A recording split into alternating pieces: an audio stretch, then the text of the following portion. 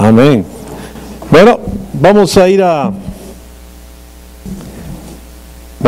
Mateo, el capítulo 11. Vamos a leer desde el verso 25 y siguientes. El domingo pasado compartí acerca de prácticamente esta oración de Pablo en Efesios y de declarar e imaginar, que nosotros debemos declarar e imaginar aquello que queremos, y Dios es mucho más poderoso para hacer mucho más abundante, inclusive de aquello que declaramos y imaginamos. Pero tengo en mi corazón compartido este pasaje de Mateo, el capítulo 11, el verso 25 y siguientes. Dice: en aquel tiempo, respondiendo Jesús, dijo: Te alabo, Padre, Señor del cielo y de la tierra, porque escondiste estas cosas de los sabios y de los entendidos y las revelaste a los niños. Sí, Padre, porque así te agradó. Todas las cosas me fueron entregadas por mi Padre, y nadie conoce al Hijo sino el Padre, ni al Padre conoce alguno sino el Hijo, y aquel a quien el Hijo lo quiera revelar. Y luego vamos a leer los otros versículos, pero este pasaje de Mateo, esa parte donde dice que nadie conoce al Hijo sino el Padre, ni al Padre conoce alguno sino el Hijo, y aquel a quien el Hijo lo quiera revelar. Me hace acordar este pasaje de Juan, en el capítulo 1, el verso 17 y 18, donde dice: pues la ley por medio de Moisés fue dada, pero la gracia y la verdad vinieron por Jesucristo, por medio de Jesucristo. Y en ese pasaje en el griego no es la gracia y la verdad, sino la verdadera gracia, una solo. No, la verdadera gracia vinieron por medio de Jesucristo. Y a Dios nadie le vio jamás. El unigénito Hijo que está en el seno del Padre, Él le ha dado a conocer. Y esa palabra ahí en el seno del Padre es aliento con aliento, así de cerca. Ahora, cuando nosotros vemos el Antiguo Testamento, por ejemplo, Abraham se quedó comiendo con Dios, vinieron tres, ¿se acuerdan o no? No, se quedó comiendo con Dios y los dos ángeles se fueron a Sodoma y Gomorra. Hay otras apariciones de Dios en el Antiguo Testamento. Entonces, algunos profetas tuvieron visiones de Dios. Entonces, uno dice, ¿cómo es que puede decir acá que a Dios nadie le vio jamás, sino solamente el unigénito, ¿no? Aquel que está en el seno del Padre? Y como en este pasaje en Mateo dice, Él es el que lo da a revelar, ¿no? A aquel a quien el Hijo lo quiera revelar. No, ¿por qué? Porque nosotros tenemos, ya no importa el trasfondo que sea, ¿no? Tal vez en este país latino, la gran mayoría aún son católicos, ¿no? Y hay otros grupos, ¿no? Los evangélicos, pero en cualquiera de las dos agrupaciones, por decirlo así, nos han presentado un Dios Padre que asusta, ¿no? Un Dios que está airado, que está enojado, y que Jesús tuvo que venir a este mundo para, a través de su sacrificio, morir por nosotros y apaciguar a ese Dios iracundo, airado. Y el sacrificio de Jesús era una retribución como consecuencia del pecado, y a través de su muerte fue satisfecha la ira de Dios. Es más, cuando los griegos traducen el Antiguo Testamento al griego, del hebreo al griego, cuando llegan a una palabra que es la palabra expiación, hacen cortocircuito ellos, no la entienden. Entonces ellos ponen la palabra propiciación, que aparece en el Nuevo Testamento, en Romanos 3:25, en 1 Juan 4:9 y 10, y en diferentes partes aparece la palabra propiciación. Y eso es lo que ha ayudado a la religión a dar esa idea de Dios, y más la ley y las cosas del Antiguo Testamento, dar esa idea de Dios, que Dios, el Padre, es un Dios al cual hay que apaciguar, porque propiciación significa apaciguar, hacer un sacrificio o algo que tú tengas que hacer para apaciguar a un Dios airado y enojado. Es más, cuando Jesús está en la cruz y toman en la parte en la que Él dice, Elí, Elí, lama sabactani, que es del Salmo 22, Dios mío, ¿por qué me has abandonado? No, tradicionalmente, y yo mismo lo he enseñado alguna vez así. Recuerden que yo vengo enseñando desde el 2011 radicalmente acerca de la revelación del Evangelio de la Gracia. Comencé a ver algunas cosas desde el 2010, pero cuando se toca ese pasaje, se ha enseñado como que en ese momento Jesús estaba cargando, absorbiendo todo el pecado, la maldad del mundo entero, de todas las generaciones, y Dios, que es santo y perfecto, no podía permitir o estar en contacto con el pecado y le da la espalda a Jesús, ¿no? Sin embargo, hay una falla en esa doctrina, porque en el Salmo 22 más abajo sigue hablando de que Él es su siervo y todo, ¿no? Y versos siguientes, después de Jesús a estar diciendo, Dios mío, ¿por qué me has abandonado? Luego dice, Padre mío, en tus manos encomiendo mi espíritu. Total, ¿lo abandonó o no lo abandonó? ¿Seguía siendo su padre o ya no seguía siendo su padre? Porque en la doctrina que lo abandonó porque no toleraba el pecado es hasta que Él desciende al infierno y paga por todo, es resucitado, que recién nuevamente vuelve a ser aceptado. Pero no es así. Dios nunca abandonó a Jesús. Hola. No, por eso dijo, Padre, en tus manos encomiendo mi espíritu. Lo que ocurre es que los salmos y otros pasajes del Antiguo Testamento no están como ahora, pues están. Tú vas y los buscas, Salmo 23, Salmo 22, los versículos, esos no estaban. Entonces, por tradición rabínica y judía, si tú querías citar uno de los salmos o una parte de los salmos, citabas una porción y la gente sabía de qué tú estabas hablando. Ahora, usted tiene que entender, a ver, quiero que se graben dos palabritas, que a excepción de esto que voy a compartir o de la Biblia, no les va a servir para ninguna otra cosa. ¿Ok? La primera palabra es exégesis. Exégesis. La segunda palabra es eisegesis. Eso es para hermenéutica. Y algunos piensan que la hermenéutica es solamente para interpretar la Biblia. No, para interpretar cualquier libro se usa la hermenéutica. Es parte de, ¿no? Entonces, pero la hermenéutica en el sentido de la Biblia, tú tienes que ir al contexto, hay que ver lo histórico, contextual, gramatical. Lo más importante, la relevancia de la audiencia. ¿A quién le estaba hablando cuando sale ese pasaje? La exégesis es cuando tú estudias e interpretas la Biblia, vas al pasaje y dejas que del pasaje brote hacia ti lo que está revelando esa porción de la Escritura en el contexto, porque tú no puedes sacar un texto fuera de contexto, porque si no tienes solamente un pretexto. ¿Ok?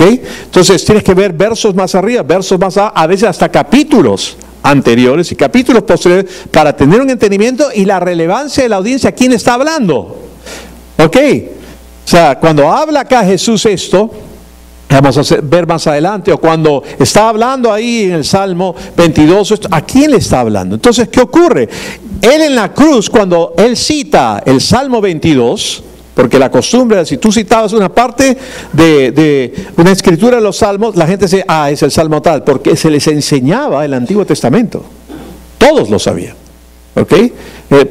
Era parte de su cultura, tenían que saberlo. Entonces, cuando él dice esa parte, le está diciendo a la relevancia de la audiencia que está ahí, estoy hablando del Salmo 22, yo soy ese que habla del Salmo 22, al que no se le quebrarán los huesos, que mi corazón irá deshaciendo como cera en mi interior. Está hablándoles, yo soy el Mesías.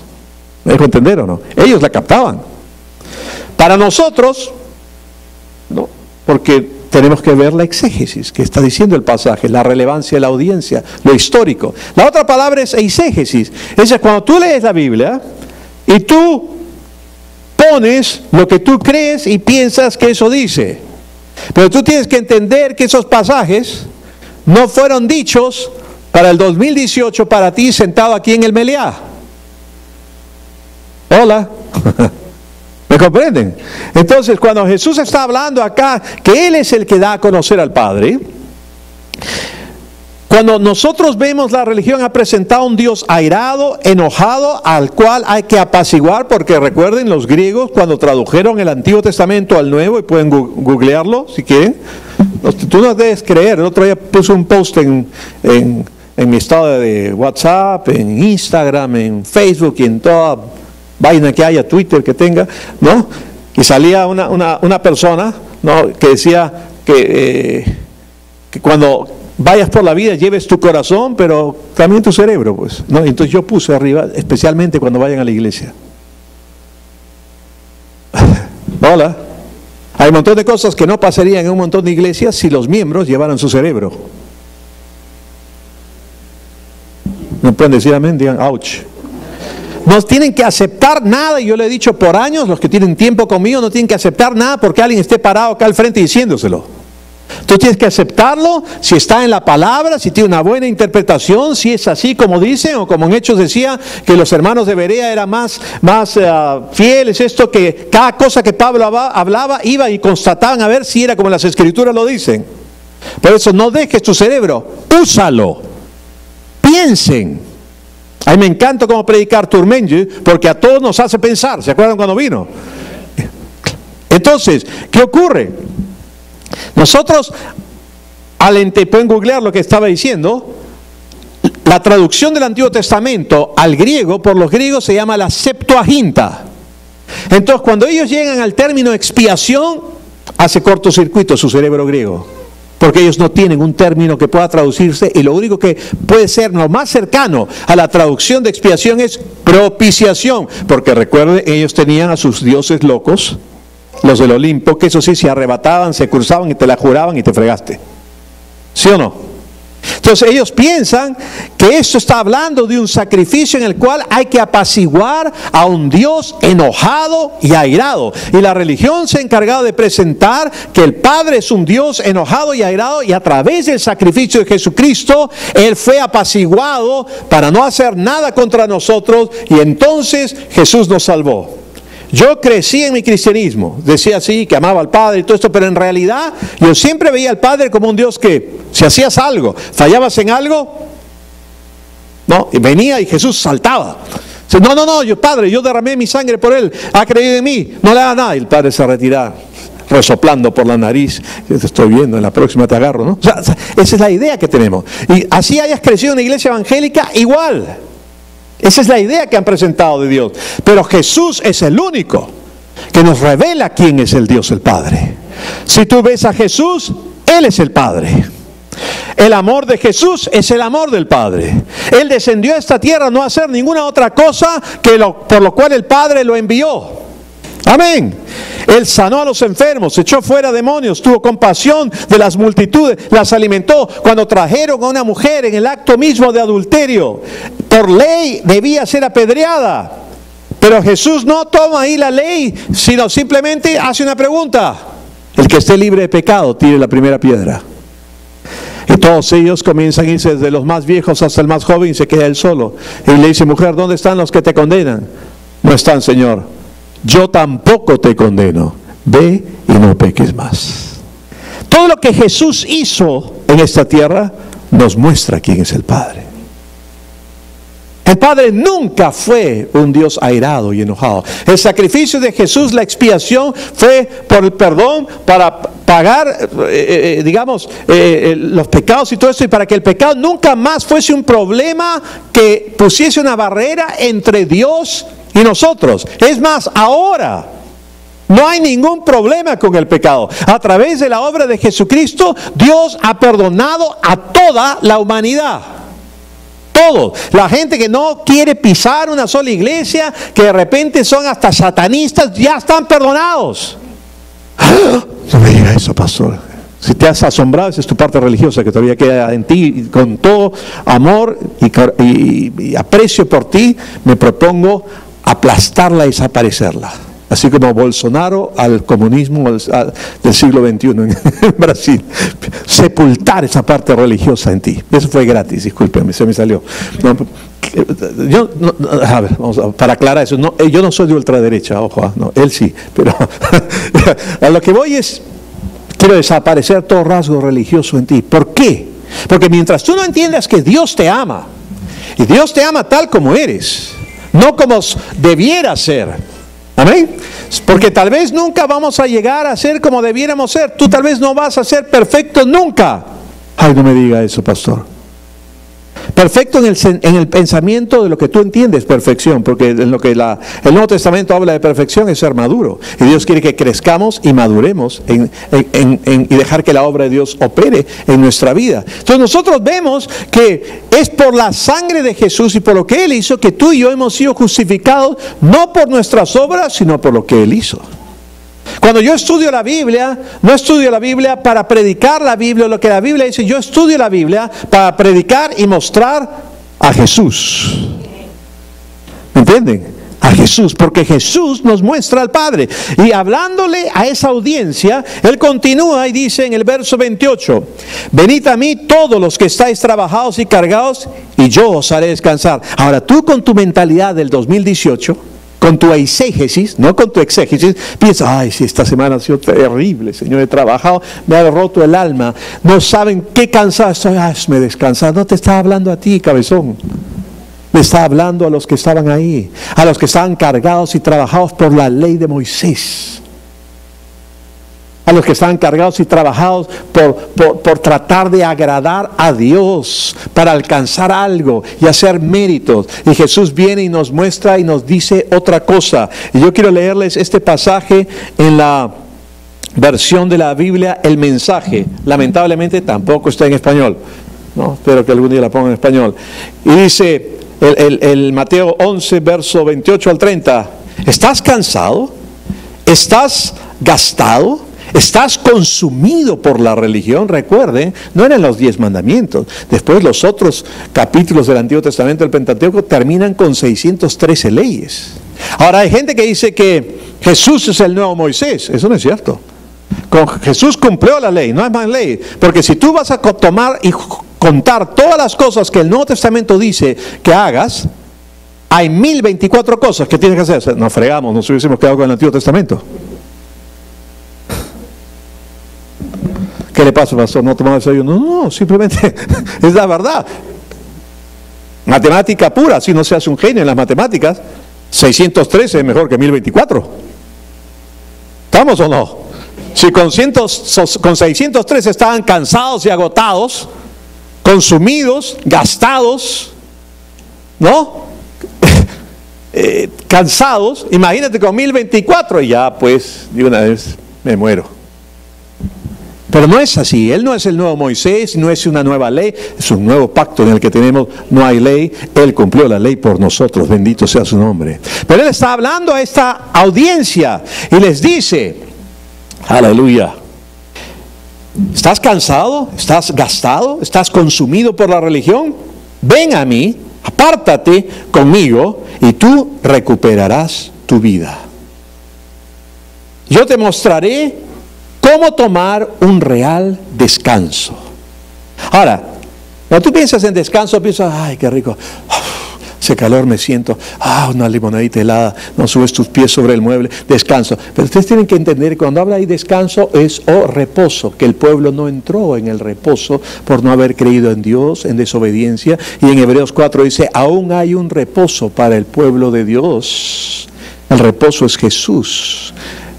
La tierra prometida no es un lugar de bienes raíces en Israel. La tierra prometida es Jesús. El reposo es Jesús. El descanso es Jesús. Él le dice, ven, recuperarás tu vida y yo te mostraré cómo tomar un verdadero reposo. Camina conmigo, trabaja conmigo, mírame cómo lo hago y aprende. Esta expresión me fascina. Y aprende, dice, de los ritmos no forzados de la gracia. Nada en el nuevo pacto con Jesús es forzado. No es por tu esfuerzo. ¿Cómo debías amar a Dios en el antiguo pacto? Debías amar a Dios con todo tu corazón, con toda tu mente, con todo tu cuerpo, con todas tus fuerzas. Todo tú. Eras tú el que tenías que hacerlo. El Evangelio, el cristianismo, no se trata de lo que tú puedes hacer para hacer méritos, para que Dios te retribuya por lo que hiciste. El cristianismo, el evangelio, consiste en lo que Dios hizo a través de Cristo Jesús, para que por creer en Él, tú recibas todas las bendiciones. Tú no obedeces para ganarte el favor de Dios y que Él te bendiga.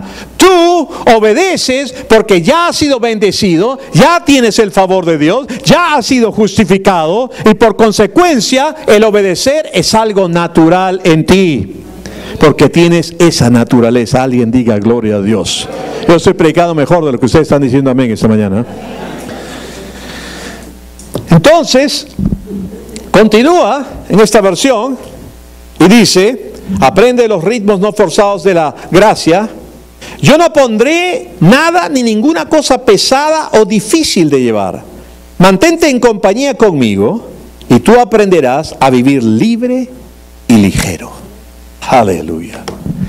Porque Él está hablando a ellos de lo que va a ocurrir. Y cuando habla de yugo, el yugo no es solamente lo que le ponían a los bueyes. Y cuando hay un buey nuevo, estaba el aprendiz, el bueycito aprendiz con el buey viejo, y los ponían en el yugo. Entonces, si el buey joven se quería ir por allá, le mostraba cómo era la cuestión, cuál era la chamba. Pero no solamente eso. Yugo también se hablaba en cuestión de doctrina, porque todos eran entrenados por los rabinos o los doctores de la ley y esto, ¿no? El famoso era Gamaliel. Saulo había estudiado a los pies de Gamaliel, o sea, estaba bajo su yugo. ¿Entienden o no? De doctrina, cuando la Biblia dice no os unáis en yugo desigual con el incrédulo, no se refiere simplemente a matrimonio. Se refiere a pensamiento, a ideas, a cosas. A la misma doctrina no la puedes tener. Porque Dios nos separa, la religión ha separado los pecadores, los santos, los laicos, el clero. No. Hay un solo mundo por el cual Jesús murió y pagó y derramó su sangre y Dios los ha aceptado a todos. Ay, no me diga, pastor, yo estaba tan contento que me decían si iba a ir al infierno porque es una pesada. Y por eso nunca le compartí el evangelio. No. No sé por qué se me ocurren esas cosas, pero el hecho es que cuando lleguemos al cielo, tú te vas a asombrar de gente que está ahí. Ellos también se van a asombrar de verte a ti.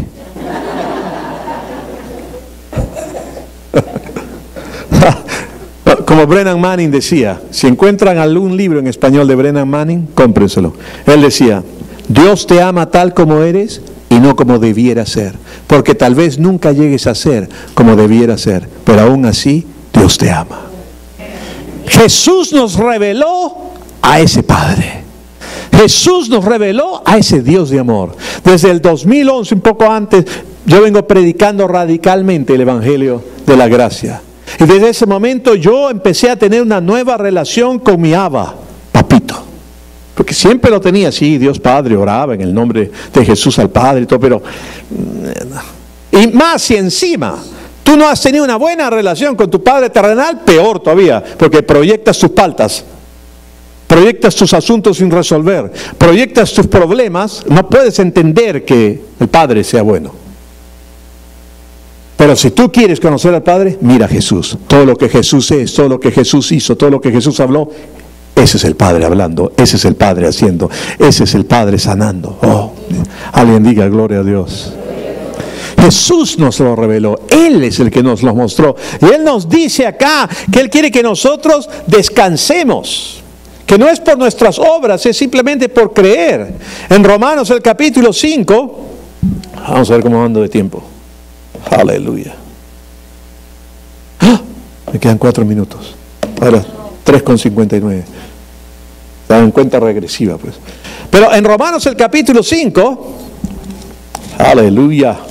Romanos capítulo 5, el verso 17 dice, pues si por la transgresión de uno solo reinó la muerte, mucho más reinarán en vida por uno solo, Jesucristo, los que reciben la abundancia de la gracia y el don de la justicia. Y continúa, así que como por la transgresión de uno vino la condenación a todos los hombres, de la misma manera, por la justicia de uno, vino a todos los hombres la justificación de vida. ¡Wow! Quiere decir que por lo que Jesús hizo, todos los hombres allá afuera, que tal vez nunca han pisado una iglesia evangélica, hasta se declararon ateos. A mí no me caen mucho los ateos porque todo el día se la paran hablando de Dios. No, diciendo que no existe. Ellos hablan de Dios más de lo que yo hablo de Dios al predicar. No, estoy bromeando, no, yo me simpatizo a todo el mundo, no hay ningún problema. Pero los ateos se la pasan hablando más de Dios que algunos cristianos. Entonces, inclusive el ateo ya ha sido por la obra de Cristo, Jesús crucificado. Lo que pasa es que tiene que activar esto por recibir a Jesús, poner su fe en Él. Pero dice que ya han sido justificados. ¿Qué dice 2 Corintios, el capítulo 5, el verso 18, 19? Dice que Dios estaba en Cristo, reconciliando consigo al mundo. La palabra que sigue fabulosa, no tomándoles en cuenta a los hombres sus pecados. Romanos 3, verso 25 y siguiente dice que Dios en su paciencia pasó por alto los pecados pasados para que ahora a través de la obra de Jesús y su sangre todos seamos justificados. Tú ya eres justo. Y si tú eres justo y no hiciste nada para ser justo, no hay nada que puedas hacer para dejar de serlo. Porque en primera instancia no hiciste nada para poder ser justo. No fue por obras, fue por lo que Él hizo. Fue la obra de Él nada más. Por lo tanto, no hay nada que tú puedas hacer que te haga dejar de ser justo, porque no fuiste justo por algo que hicieras. Por lo tanto, no puedes perder tu justificación. Hola. Entonces usted, pastor, estaba abogando para que la gente se comporte como le dé la gana. La gente se comporta como le dé la gana. Ya lo hacen. Lo que pasa es, discúlpeme, pastores que están viendo esto, tú eres un sonso si crees que todos se comportan bien en tu congregación. El único sonso que cree eso eres tú, porque los ves la cara de domingo que tiene. Lindos, angelicales. ¿Me dejo entender o no? Es verdad. Yo, como un buen evangélico tradicional, no bebía nada. Y ahora en la gracia ya bebe varias cosas. Pero me enteré que un montón de ustedes chupaban también. Pero yo no sabía nada. Ahora, para algunos se escandalizarán y dirán, no, yo jamás beberé. No bebas, pues, a mí no es mi asunto. Pero no te metas conmigo tampoco, porque bienaventurado el que no se condene en lo que aprueba. Ahora, Jesús bebía, yo soy como Jesús, bebedor y cómelo. Pero nunca vas a ver a Jesús que los apóstoles se lo llevaban cantando shalom, shalom, shalom. No. O sea, nada en exceso. Hola, todo me es lícito, pero no todo conviene. Todo me es lícito, pero no me dejaré dominar por nada. Porque Él nos ha hecho libres para que nada nos domine y que el pecado no nos domine. Porque déjeme decirles una cosa, Dios no tendrá ningún problema por la obra de Jesús, pero el pecado sigue produciendo muerte. Ahora, hay consecuencias.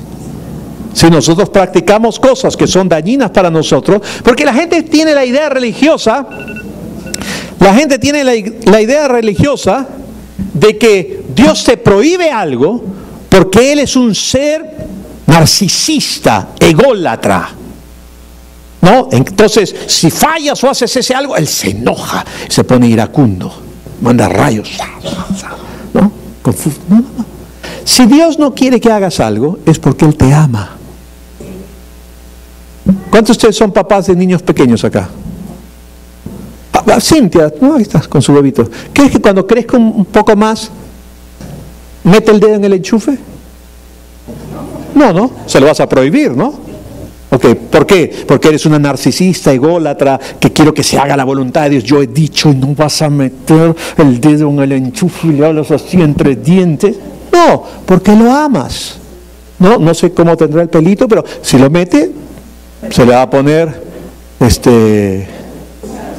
¿cómo se dice? Lo contrario a lacio, se me ha ido la palabra. Lo contrario a lacio.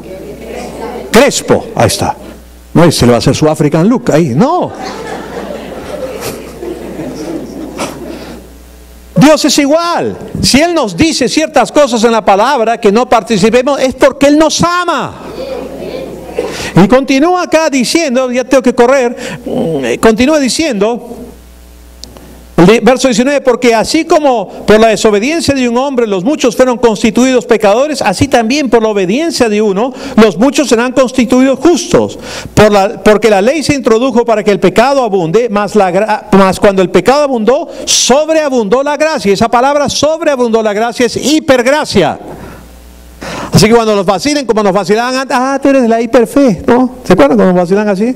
Ahora cuando te vacilan, tú vas a la iglesia del pastor Campos, ese es de la hipergracia. Sí, somos de la hipergracia.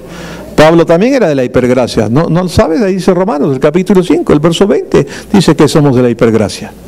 Porque sobreabundó la gracia. El verso 21, para que así como el pecado reinó para muerte, así también la gracia reine por la justicia para vida eterna mediante Jesucristo, Señor nuestro. Ahora yo quiero leerles en la versión el mensaje, un ratito, una parte nada más, no todo ese pasaje.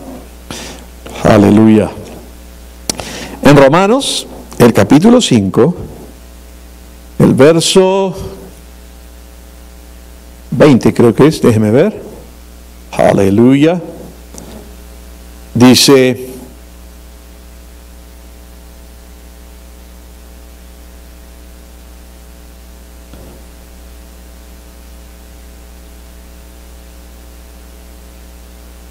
¿Dónde está?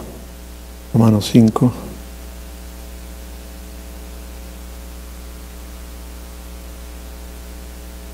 Acá está. Dice, pueden imaginar y se vuelve, nos quita el aliento al recuperar esta vida y esta vida soberana que nosotros hemos captado y recibido con ambas manos. Hemos recibido ese salvaje y extravagante don de vida. Salvaje y extravagante don de vida. Si la predicación del Evangelio no produce en la audiencia que se escandalice, no estás predicando las buenas nuevas. Ahora yo no hablo de escandalizar por el mero hecho de producir una controversia, no, sino que el hecho es que es este extravagante y salvaje don de vida que nos ha sido dado en Cristo Jesús para que los que hemos recibido la abundancia de la gracia y el don de la justificación reinemos en esta vida entendiendo que Dios no tiene nada en contra nuestro, que Él quiere que tú reposes, que descanses en Jesús, porque si tú te afanas y tú obras, Dios reposa, pero si tú descansas en Él, en lo que ya Él hizo por ti, Dios obra a tu favor. Aleluya. Y por eso dice que su carga es ligera, que lleves su yugo, que lleves su doctrina, que lleves lo que Él te está diciendo. No va a ser una carga, sino vas a vivir en los ritmos no forzados de la gracia, en una danza. Vas a bailar un lento con Dios. ¿Me entiendes? Vas a moverte en su gracia. Aleluya. Y Él va a obrar y seguir obrando en tu vida. Y cuando tú entiendes eso, que Dios te ve así, la psicología te dice que cómo trates a los niños, que según la expectativa que tú tengas de ellos y las cosas que tú le hables, Él va a tratar de dar la talla, va a tratar de ser la expectativa que tú tienes de Él. Si tú le hablas que tú eres importante, tú eres interesante, se han hecho estudios. Miren, en un salón pusieron a un grupo que le dijeron que eran los más inteligentes, tenían el cociente intelectual más alto, y en el otro lado les pusieron que, bueno, ellos no eran tan inteligentes, su cociente intelectual no era tan alto, y ambos les dieron la misma prueba. Por supuesto, los de este lado salieron sobresalientes, lo del otro menos. Luego dijeron, disculpen, nos hemos equivocado, era al revés. Entonces le dijeron a estos, que eran los sobresalientes, los del cociente intelectual más alto, y a los otros le dijeron que no, ellos no eran. Y les dieron una prueba similar, y los de acá sobresalieron, y a los de allá fracasaron, porque es de acuerdo a la expectativa que tú tengas y es lo que tú crees. Pero cuando tú comienzas a entender, mi Padre me ama, mi Dios está chocho conmigo. Cuando me ve, no, Gabriel, mira. Ay, no, todo por Jesús, todo por lo que Él hizo.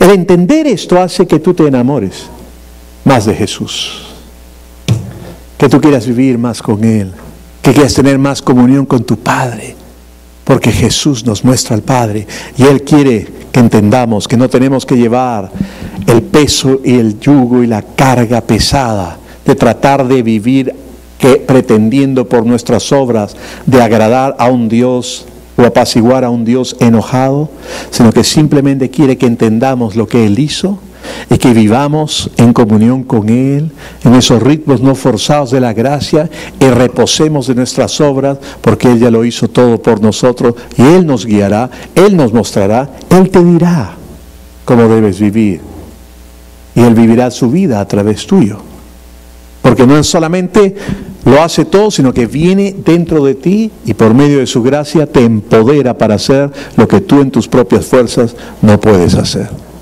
¿No es eso buenas noticias? Eso es el Evangelio. Vamos a orar. Padre, te damos gracias por tu bendita palabra, te damos gracias por tu Espíritu Santo, te damos gracias por la obra preciosa que has hecho a través de Cristo Jesús para cada uno de nosotros. Y porque no tenemos que vivir cansados, no tenemos que vivir gastados, ni tenemos que vivir consumidos por pretender cumplir con una religión, sino que tú lo has hecho todo por nosotros y solamente hemos recibido todo esto por gracia, por medio de la fe, de un Dios amoroso, bondadoso, que se interesa por nosotros. Gracias por bendecir a cada uno de los que están acá, Señor, a los que nos ven por el video, bendecir sus vidas, obrar en sus vidas. Gracias, Señor, porque ellos son importantes para ti, porque tú hiciste todo justamente para que podamos tener comunión contigo. Gracias por obrar y bendecirlos en el nombre de Jesús. Tal vez hay personas acá esta mañana que aún no han tenido un encuentro personal con Cristo Jesús, o tal vez estás viendo el video y no has tenido un encuentro personal con Jesucristo. Yo no te hablo de una religión, te hablo de tener una relación personal con Él. Por eso, si hay alguien acá que aún no ha tenido un encuentro con Jesús, no tiene una relación personal con Cristo Jesús, o está viendo este video, yo quiero invitarte a que tú hagas una oración y lo invites a que Él sea parte de tu vida y que venga a ti, venga a vivir dentro de ti. Vamos a hacer esta oración todos en conjunto, ¿no? Porque tal vez hay alguien acá que no la ha hecho, o tal vez tú que estás viendo el video, únete a nosotros en esta oración. Repita conmigo: Dios, reconozco mi necesidad de ti. Por eso ahora invoco tu nombre. Jesús, te confieso como mi Señor, te recibo como mi Salvador y te doy gracias que tengo vida eterna porque tú vives en mí, y desde ahora en adelante caminaremos juntos. En el nombre de Jesús. Amén.